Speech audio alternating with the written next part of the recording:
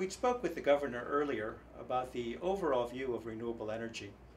And now we're with Mark Glick, who's the administrator of the State Energy Office. And he's going to provide a few more details and a few more specifics about what's happening with renewable energy over the next decade and longer. So, Mark, nice to meet you. Yeah, it's good to see you. So tell us, what's going to happen with the State Energy Office? You've taken over. Are you expecting any changes? Well, since October, I stepped in, and frankly, there are three priorities that I really wanted to tackle. One was getting the office reorganized and maybe a little bit more nimble towards the economic analysis side, to be able to actually provide really good hard economics, but keyly target this whole notion of fulfilling our Recovery Act grants. We have two major grants that total about $36 million, and we want to make sure those were fully completed and expended. And these grants are from where? They're from the U.S. Department of Energy, and again, part of the American Recovery and Reinvestment Act. And they allowed us to do a whole host of projects from energy installations for PV systems, for solar hot water heaters, large-scale battery installations to help buffer grid instability, electric vehicle rebates, charger rebates, electric vehicle charger rebates, studies on inter-island cable, a whole host of activities. So on one of them, an energy efficiency and conservation block grant, we're 94% expended, fully completed, near full completion of that. And on the other project, we anticipate having that fully expended by the end of the year. I see. So we're in good shape. We're real pleased with the activity there. A second big area of focus under the new Energy Office is really getting the this notion of interconnectivity, of moving towards an interconnected grid system. Can you explain that a little bit more? Is this connecting the islands? Yeah, it's connecting the islands with electric power to help stabilize energy costs throughout the islands, and also to create a long-term stable environment for cost by allowing greater. We have such a diverse portfolio of renewable energy options. This really gives us the ability to incorporate as many of those as we can throughout the islands. As you know, the Big Island has enormous geothermal reservoirs, and also in Maui. We have new additional wind installations in Maui. We want to make sure that those can reach market. There's very large PV potential on the Big Island as well as Maui. There's, of course, that potential exists here as well.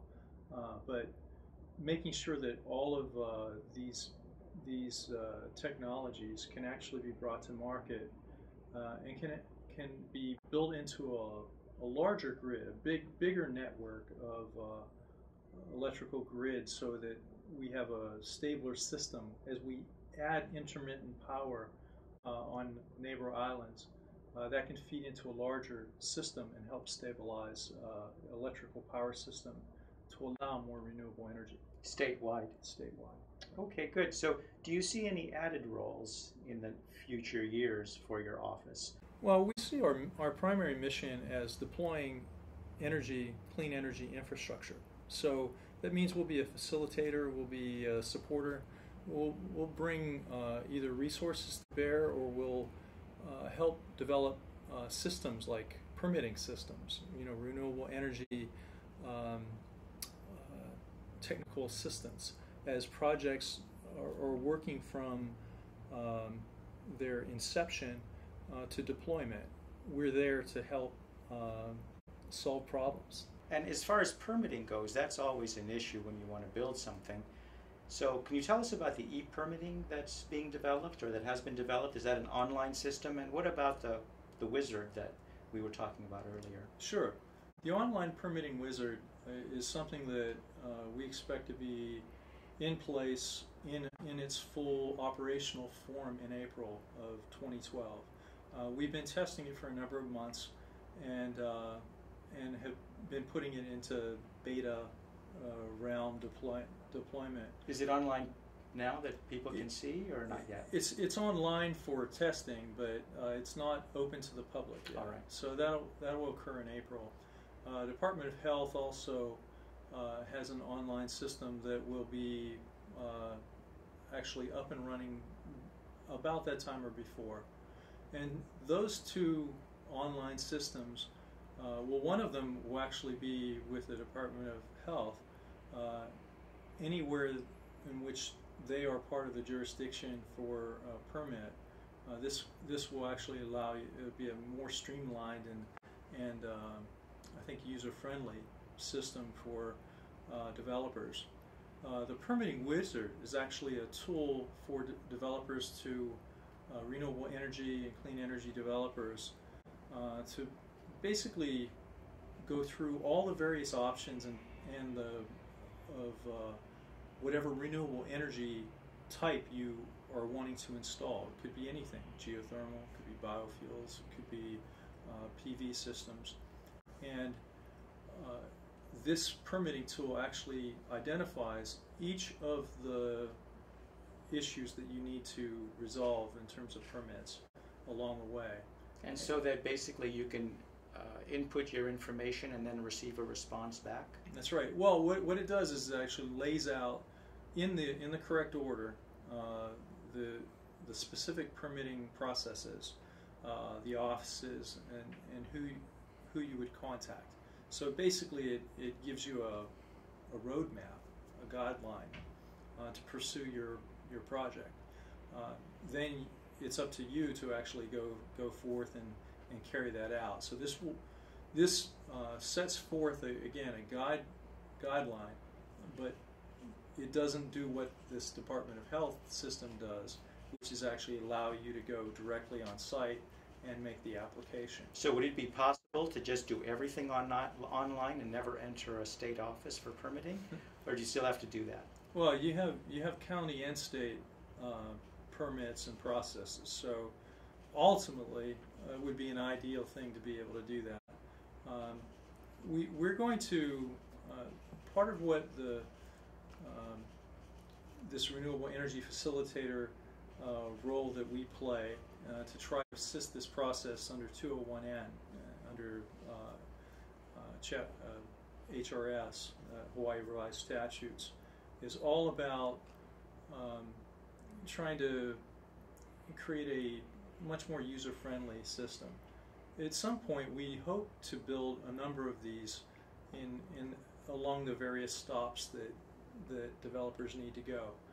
But that will take some time. I mean, that will take years to make it so it's a totally seamless online system. Yeah, it usually takes a little bit of trial and error sometimes as well. Now, from what I understand, the State Energy Office has over 80 new possible developments in renewable and clean energy.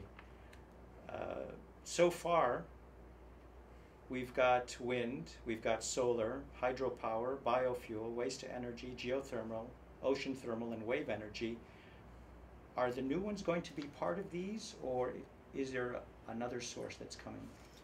No, actually the projects, and these are commercial projects, so they track the available and as you mentioned, diverse portfolio of renewable energy options that Hawaii has, and they're across the board. I think we track the top 40 online at energy.hawaii.gov, and we also have been tracking all of these various projects. People come and see us all the time talking about a new project that they would like to develop, or they begin the developmental process. What we've done is listed certain criteria: size, site selection, site control, all kinds of issues to ensure that these projects are really moving forward and are making substantial progress.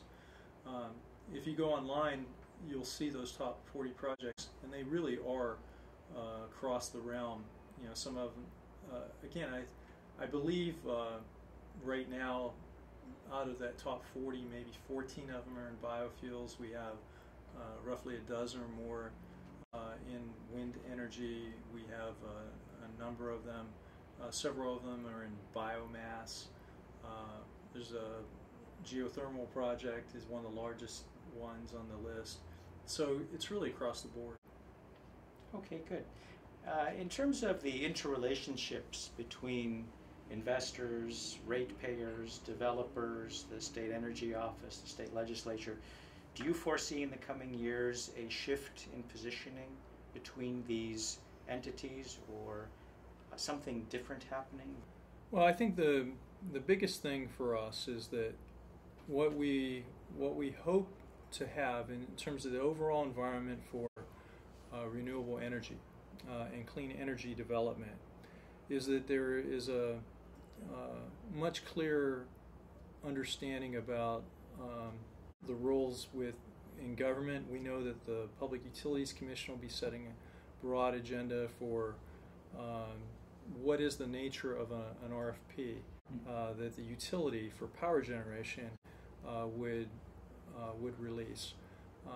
They'll more than likely, if one of our major bills this year has to do with providing the direction that the PUC would have over the installation or the construction of this interconnected system, this inter-island cable.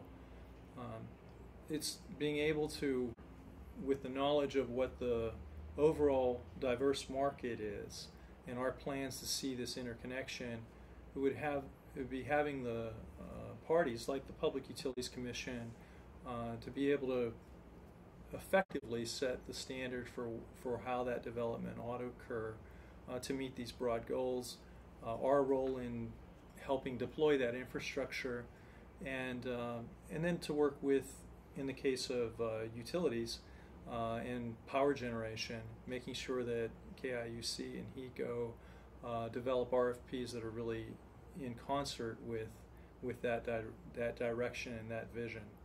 So those are the key elements. But it's also to make sure that that the state is not doing anything that's going to really inhibit the business community from being able to be able to finance or develop these projects that clearly are in the public interest. In terms of the ratepayers, I understand that there's government funding, but it may not be enough. There may be some burden on the ratepayers as well. What do you expect in that area? What would you tell the ratepayers who are paying utility bills? How are there going to be any changes that they need to know about and predict? Sure, no, that's a very fair question. And there have been a lot of reports all over the place about what's the real impact of this renewable energy agenda on the ratepayers, because we already have the highest utility rates in the nation, and everyone suffers from those. The whole point of the Hawaii Energy Agenda, the Clean Energy Initiative, is to be able to move away from our stranglehold on imported oil. And it's really imported oil and its relationship with fuel oil as the primary source of our power generation that is really the problematic part of our energy picture. Hawaii, I believe, imports the most oil of any state in the United States at this point? That's right. I mean, by far. 80 to 83% of our power generation comes from fuel oil. It's a very unusual situation because fuel oil isn't the most efficient way to generate power, and certainly the power plants that the fuel oil is used to generate power are not the most efficient power plants. So we have loss from actually paying too expensive, a fuel and we're not using the most efficient means of generating electricity. Would renewable energy be any less volatile than petroleum? We know that sometimes the energy goes in, sometimes it comes out with solar, and in terms of volatility, would we have more predictability with renewable energy than imported oil? Yeah, I mean, that's the point. The promise of renewable energy, and you have two levels. You have intermittent power. Those are the ones that with PV, sun goes down, you have fluctuations in what's powering energy into the grid. So that's less efficient than something that's 24/7 like geothermal over time. But they all provide, because we have such an abundant supply of solar energy, we have such an abundant supply of wind energy, we have ultimately endless supplies of wave energy, and really thousands of years of geothermal in the places where they're currently identified, the subzones where they're currently identified. So because of all of that, we're trying to build the environment to utilize all of that potential. What happens when we use that is that we can set up long-term contracts at fixed rates, even for the intermittent power, and that certainly is better than the cost that we currently pay for importing oil, which, as we've seen, can be extremely volatile. The volatility hurts us because when it does go up, it goes up radically, and it gets passed through the customer. But then we also know it's a diminishing resource, so it continues to go up. And projections show it continuing to go up. So when we're able to fix rates for renewable energy over time, and also build in the potential for long-term, very efficient supplies of firm power, then we really are building a long-term future for us that the ratepayer, that will only benefit the ratepayer and all of us. Okay, and in terms of the top energy sources that you believe provide the most value to the residents of this state, what would those energy sources be? Well, to be truthful, and we've taken a hard look at them all, and obviously some cost more than others. But because we have such abundant supplies of them, I think you'll see all of them play a role across the board in various parts of our energy future. Because some of them, for example, like biofuels, which will be used and is being used to fulfill some of our renewable portfolio goals on the power generation side, I think ultimately will gravitate to markets where the price point is much more competitive, like ground transportation. Competitive compared with what it's replacing. I see. And so really it's really a matter of how does it fit into the energy market.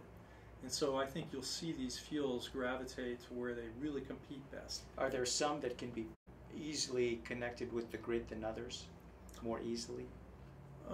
Well, there's distributed power systems which you can actually connect on your roof, and we'll maximize that. But we've looked at there's limitations because there's only so many rooftops, and if we converted all the rooftops, I believe we're somewhere in the neighborhood of 13% or 15% of our energy needs for Oahu. So, basically there's so far you can go with that, but that is definitely an efficient thing. We would like everybody to be able to explore, solar water heaters, for example, as much as you can. Obviously, if you're in a condo, it might be difficult to do, and that's the reason why moving to the independent power producers who actually want to generate electricity for the mass consumption is a good thing.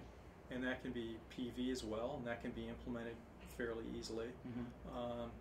Wind power has been shown to be implemented fairly easy. And what we've seen is that because Oahu can, at its best, only supply maybe a third, at the very best circumstances, a third of its energy demands through its own renewable energy portfolio. By connecting the other islands, we actually build the environment to readily accept these other sources of energy easily. So having the infrastructure of an inter-island cable will give us the ability to make it much simpler for entry into the system. Will it go from Maui to Oahu at this point?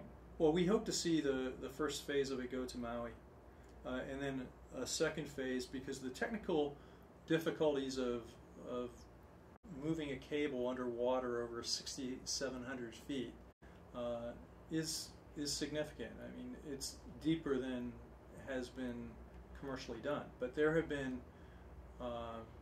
literally more than 100 cable projects worldwide in place. So there's expertise on it. So there definitely is expertise to do it. We can do it certainly from here to Maui quite simply. There is certainly a track record of that being done for many, many years. I mean, almost 40 years of history of undersea cables, submarine cables. It will be a huge challenge to do that to Kauai in any time period. And that's because? Because it's a much longer distance and a very deep. It's the deepest distance of all. But certainly it appears feasible to move the cable to Hawaii. It's just that it will probably take a second phase to be able to do that. Okay, good. Are there any other predictions we can make about renewable energy and clean energy in Hawaii? Well, you know, I think the key projection is that it's going to be a key part of our energy future, and it's going to be a highly desirable part of our energy future, our greater self-reliance, and our ability to help manage our personal lives and our business lives far into the future. Okay, and one final question. If there's a lot of popular opposition to a particular project, how would that be handled? Well, it's crucially important, and DBED, the Department of Business, Economic Development and Tourism, has said all along that any place that does not want to see a clean energy installation or renewable energy installation, if that community speaks loudly and does not want that to happen, we don't want to see it happen either. So it really is a matter for the local communities to participate in the process under Chapter 343, the public input process, and make their voices known if that's not something that's agreeable. What we've seen is that in most cases this is broad consensus to move forward, because I think most people agree that this is clean energy is a very positive thing, that there are really very limited downsides.